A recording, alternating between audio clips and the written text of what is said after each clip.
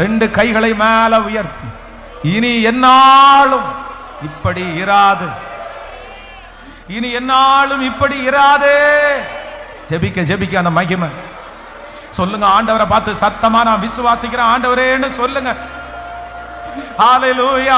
கர்த்தர் அநேக ஆண்டவருடைய பிள்ளைகளுக்கு தீர்க்க தரிசனமாய் கர்த்தர் வாக்கு கொடுக்கிறார்.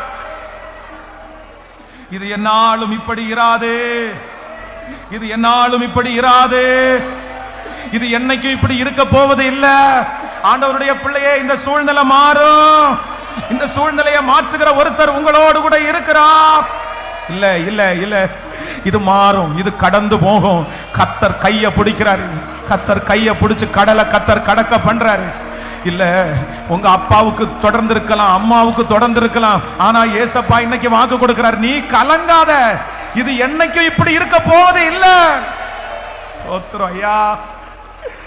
எனக்கு இது மாற்றவே முடியாத பிரச்சனை பாஸ்டர், இது தீரவே தீராது பாஸ்டர். ஒண்ணு என் பிள்ளை சாகணும், இல்லைன்னா நான் சாகணும், இல்லைன்னா அந்த காரியம் முடியணும், இல்லைன்னா நான் முடியணும். ரெண்டு பேரும், ரெண்டுல யாராவது ஒண்ணு முடியாம இந்த பிரச்சனைக்கு முடிவு வராது அப்படின்னு யாரோ ஒருத்தர் இந்த சத்தத்தை கேட்டுட்டு இருக்கிறாங்க.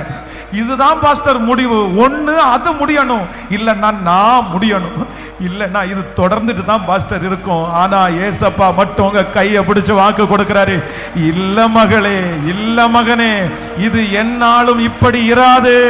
அந்த பிள்ளை என்னைக்கும் இப்படி இருக்க மாட்டான், அந்த குடும்பம் என்னைக்கும் இப்படி இருக்காது, இதுல ஒரு மாற்றம் வரும்.